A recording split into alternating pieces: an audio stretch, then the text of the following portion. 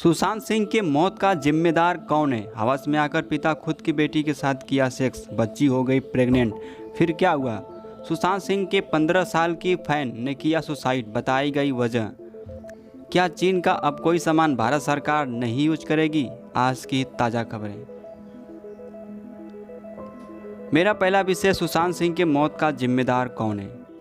बिहार के रहने वाले दिवंगत अभिनेता सुशांत सिंह राजपूत के आत्महत्या मामले में एक बड़ा खुलासा हुआ है। इस आत्महत्या के मामले की जांच कर रही मुंबई पुलिस को कई बड़ी सुराग हाथ लगे हैं।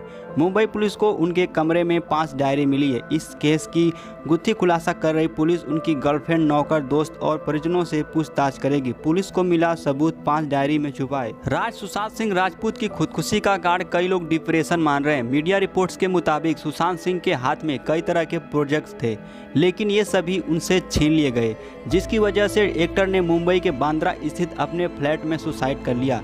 उनके नौकर ने मामले की जानकारी पुलिस को दी। फिलहाल पुलिस को अब तक कोई भी सुसाइड नोट नहीं मिला। हालांकि सुशांत सिंह ने किस वजह से आत्महत्या किया, इसका अभी तक पता नहीं चल पाया है। सुशांत सिंह के घर से पुलिस को एक अहम सबूत हाथ लगा है। टाइम्स ऑफ इंडिया की रिपोर्ट के अनुसार पुलिस को उनके घर से उनकी 5 डायरी भी मिली है। इस डायरी में कहीं और लिखी गई बातों का अध्ययन करके उनकी आत्महत्या के पीछे की वजह जानने की कोशिश की जाएगी। डायरी में वह किताबों में पढ़े गए महत्वपूर्ण कोट को लिखा करते थे। पुलिस इस बात का पता लगाना चाह रही है कि आखिर सुशांत सिंह राजपूत ने आत्महत्या क्यों की। पूछताछ के इस दौर में पुलिस ने सुशांत सिंह के कास्टिंग डायरेक्टर मुकेश झाबड़ा को मुंबई के बांद्रा पुलिस स्टेशन में बुलाया था। पुलिस के मुताबिक कास्टिंग डायरेक्टर मुकेश झाबड़ा पूछताछ में मदद कर रहे हैं। पुलिस के मुताबिक सुशांत सिंह राजपूत के साथ रहने और काम करने वाले किसी भी शख्स से अभी तक पूछताछ नहीं कर रहे हैं, क्योंकि उनमें से ज़्यादातर लोग अभी तक मुंबई में नहीं हैं। सुशांत सिंह राजपूत की आत्महत्या की क्या वजह है, इसको लेकर पुलिस और करीब लोगों से पूछताछ की सिलसिला जारी है। अगला खबर, हवस में आकर पिता खुद की बेटी के साथ किया सेक्स, बच्ची हो गई प्रेग्नेंट, फिर क्या हुआ। तमिलनाडु के माइलादुथुरई से रिश्तों को शर्मसार करने वाली वारदात सामने आई है। यहाँ पर लॉकडाउन के दौरान एक पिता अपनी नाबालिग बेटी का बलात्कार करता रहा। शर्मसार कर देने वाला मामला माइलादुथुरई के नागपट्टिनम का है, जहां पर एक कलयुग पिता अपनी 14 साल की नाबालिग बेटी को लॉकडाउन के दौरान अपनी हवस का शिकार बनाता रहा। लड़की के प्रेग्नेंट होने के बाद इस बात का खुलासा हुआ।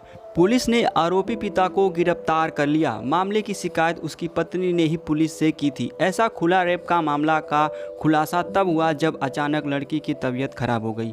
फिर वो अपनी मां के साथ अस्पताल गई। डॉक्टर ने जांच के दौरान बताया कि लड़की प्रेग्नेंट है। पुलिस ने पॉक्सो एक्ट के तहत मामला दर्ज किया। इसके बाद लड़की की मां ने पुलिस में शिकायत दर्ज कराई। पुलिस ने मामला दर्ज करा, आरोपी को गिरफ्तार कर लिया। साथ ही पॉक्सो एक्ट के तहत मामला दर्ज कर आरोपी को न्यायिक हिरासत में भेज दिया। पिता पर लगा बेटी का रेप का रूह कत्ल। अगला खबर, सुशांत सिंह के 15 साल की फैन ने किया सुसाइड, बताई थी ये वजह, तो आइए जानते हैं। बॉलीवुड अभिनेता सुशांत सिंह राजपूत के निधन के बाद उनके परिवार और फैंस पर दुखों का पहाड़ टूट पड़ा।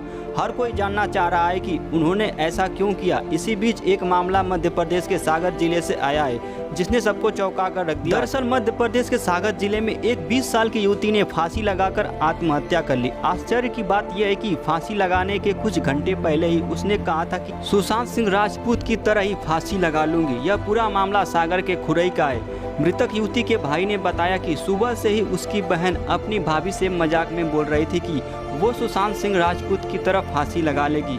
कुछ घंटे बाद जब सभी लोग अपने काम में व्यस्त हो गए, तब मौका पाते ही उसने छत पर जाकर ये घटना का अंजाम दे दिया। किसी को कुछ समझ नहीं आया कि उसने ऐसा क्यों कर लिया। घटना के बाद घर वाले सदमे में हैं। मृतक युवती के भाई ने यह भी बताया कि जब उसने फांसी लगाने के लिए कहा तो उसकी भाभी ये जवाब दिया कि तुम बहुत मुँह चला रही हो, हम मम्मी और आपके भैया से तुम्हारी शिकायत कर देंगे। इसके बाद युवती ने अपनी भाभी को बताया कि ऐसा कुछ नहीं है, वो सिर्फ मजाक कर रही है। इतना कहकर वो हंसकर वहाँ से चली गई। कुछ घंटों बाद जब सब इधर उधर अपने काम में लगे थे, तो वह चुपचाप उधर छत पर गई और वहाँ उसने फांसी लगा ली। मेरा लास्ट विषय है, क्या चीन का अब कोई सामान भारत सरकार नहीं यूज करेगी? भारत से चीन का सालाना व्यापार करीब 55 अरब डॉलर का है। हर भारतीय औसतन बहुत सारी चीज़ों का अपने इस्तेमाल में लाता है जो चीन से आयात होती है। ऐसा इसलिए क्योंकि भारत में अभी भी कई सामान ऐसे हैं जिनका भारत में उत्पादन और बिक्री चीनी कंपनियों द्वारा की जाती है। हालांकि सोशल मीडिया पर चीन के बने उत्पादों का बायकॉट करने का अभियान चल रहा है। गौरतलब यह है कि अगर भारत में चीनी उत्पादों को बेचने पर रोक लगा दी जाए तो एक आम भारतीय के जीवन में काफ़ी मुश्किलें आ सकती हैं। ऐसा इसलिए क्योंकि दिन भर में एक आम भारतीय जो भी सामान अपने लिए प्रयोग में लाता है उसमें से 80% सामान चीन से आयात करती है और फिर भारतीय कंपनियां इनको बेचती है। तो दोस्तों ये थी हमारी 4 रोचक ताज़ा खबरें। दोस्तों मेरे चैनल पर पहली बार आए तो चैनल को सब्सक्राइब करें और वीडियो अच्छा हो तो ज़रूर लाइक करें। दोस्तों आज के लिए इतना ही।